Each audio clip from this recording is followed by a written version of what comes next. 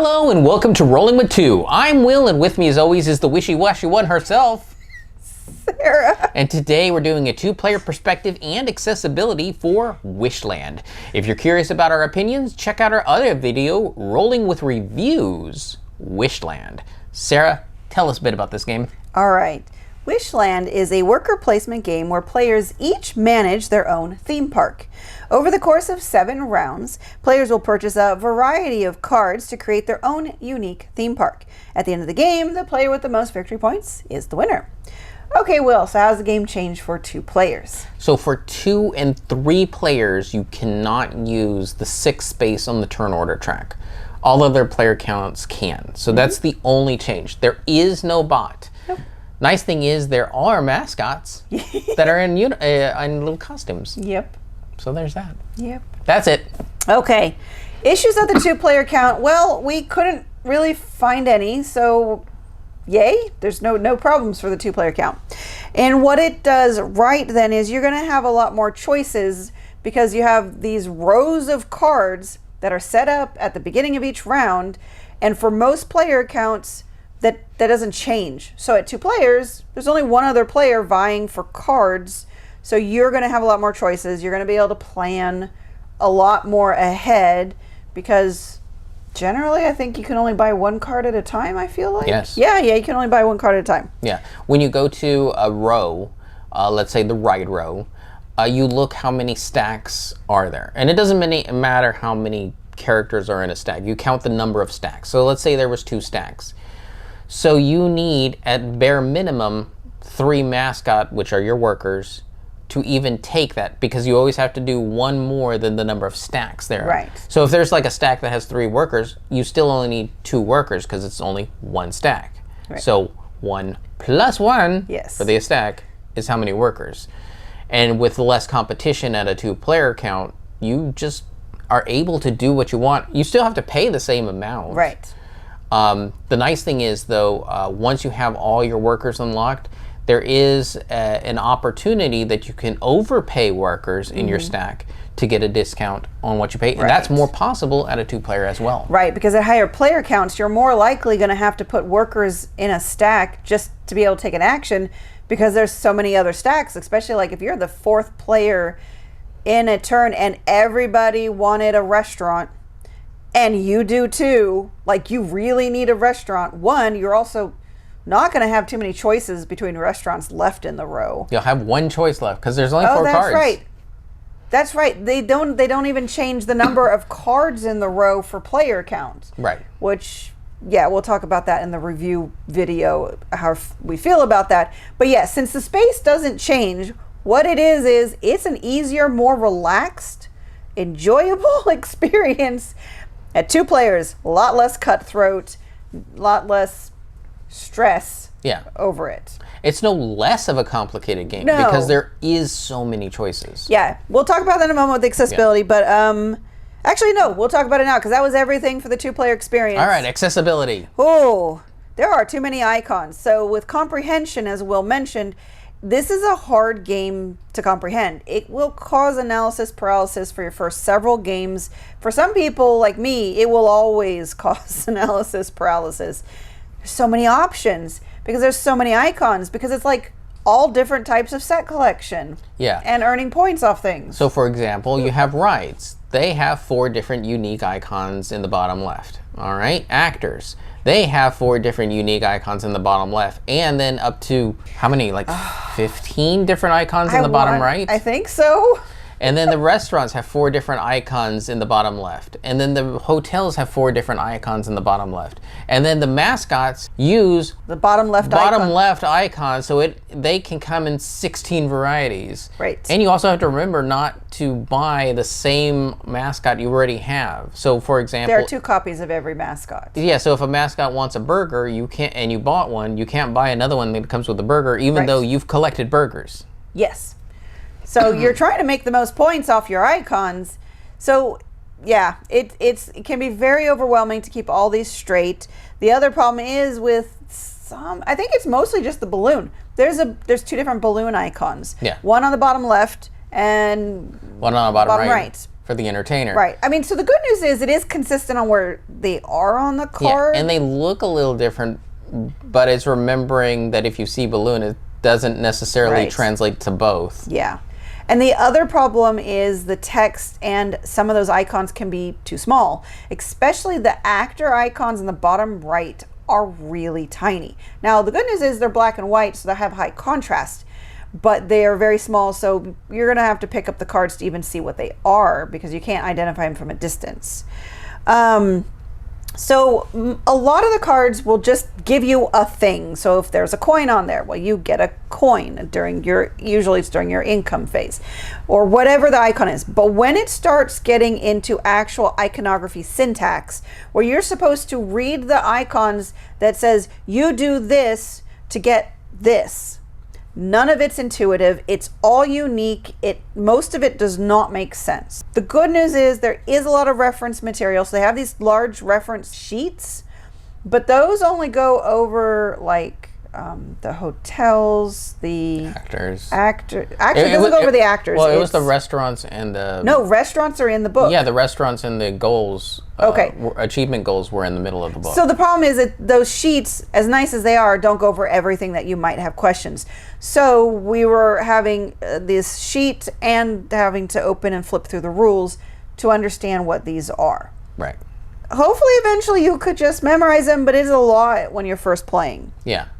Especially since you're on your very first turn looking at something like, what, 20 cards? Yeah, 20 unique cards, and you're trying to figure out what's the most important one to get. And 9 unique achievement goals. Right. The achievements are very overwhelming as well because you have to keep them in mind and you have to remember to check them frequently because a lot of them are the first player to get to whatever gets it. We had points where Will's like, oh wait, did we check achievements? And both of us had flown right past it and we have no clue who got it first. So we just took it off the board and we're like, well, that's a point no one's going to get because we couldn't figure out who had gotten to it first. And if you have entrepreneurs, each person has a unique ability you also have to remember to use.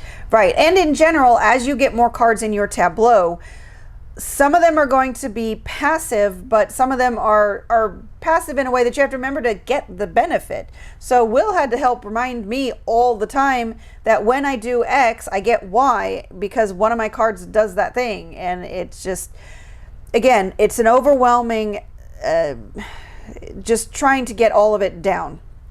Yeah. Most of those are in hotels and restaurants. Yes. And occasionally the entrepreneurs. Yeah. So you have general areas you're going to be looking. And the achievements. Well, the achievements are more just have to remember they're there. Yes. But yeah. And also, so the kind of good news is these are all small cards. So at least, I mean, it's still a table hog. I mean, you're still going to need a lot of table space for this board. But at least they're small cards. But that presents its own problem because now you're managing and trying to shuffle, put out all these rows of small cards, keep all these small cards organized. Now, the good news is you are not holding them ever, like for any length of time, but you are trying to manage them, and that can be difficult for some people with mobility or those with larger hands who, just might not be good with. I found it more when you're trying to shuffle and set up the game. Shuffling was really the hardest. When it comes to color, the player pieces are mostly determined by color. You do have your workers are unique shapes, so that's good. But everything else, your track, tokens. Happiness, visitors, turn order, and victory points. Right. They're all the same shape, so they are only differentiated by color. And of course, this being the base box. This only has, I think, your 4 basic colors of red. Was it red, white, yellow? I don't remember what the colors No, red, blue, green. I don't know. Hopefully I put up a picture. The reason why it was confusing for us is because we also got a Kickstarter promo. Exclusive promo. Plus, we got the Little Guys promo, which don't seem to be regularly available. Unfortunately. So you really only have to get them through crowdfunding or get them from someone who got everything. Yeah. Those do expand your color options. Right.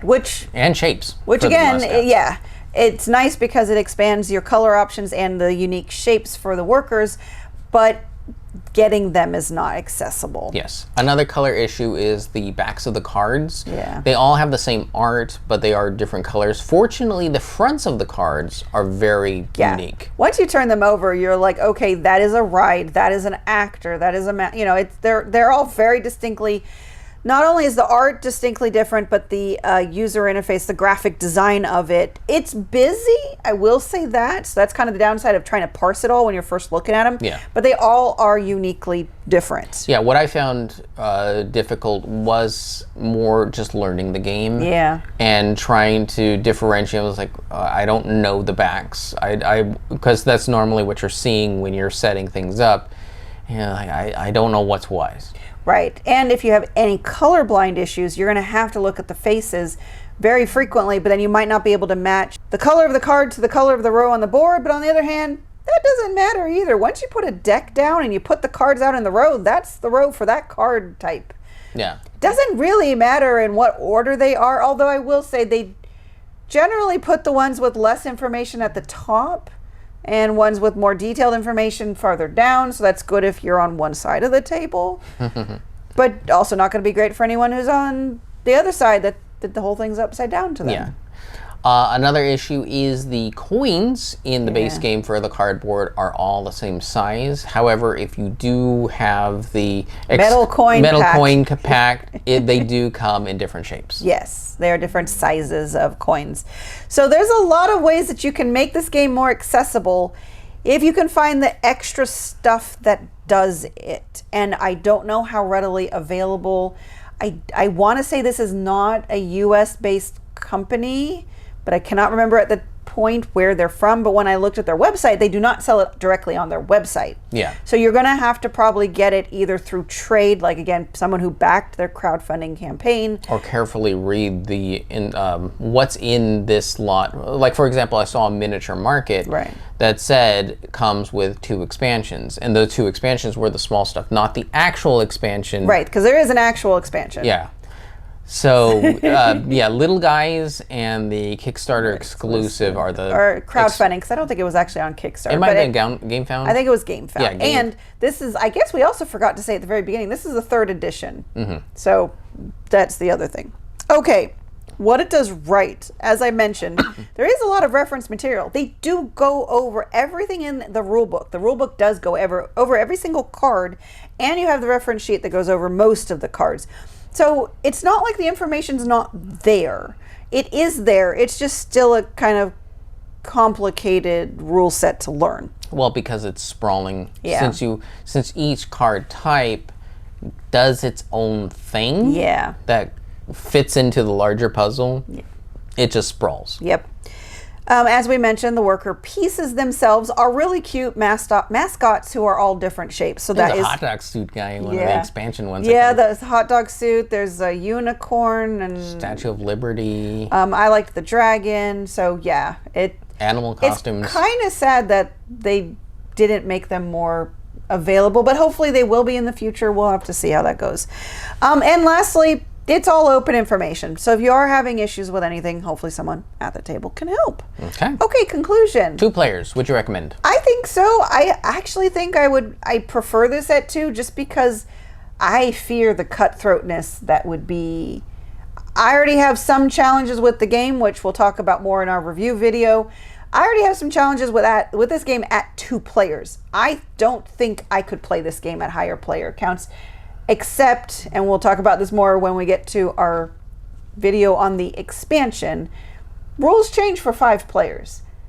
Oddly enough, I might actually try a 5-player game because of how the rules change. Right. But other than that, 2 players my preference. Yeah, 2 players, especially since this is still a big, broad game.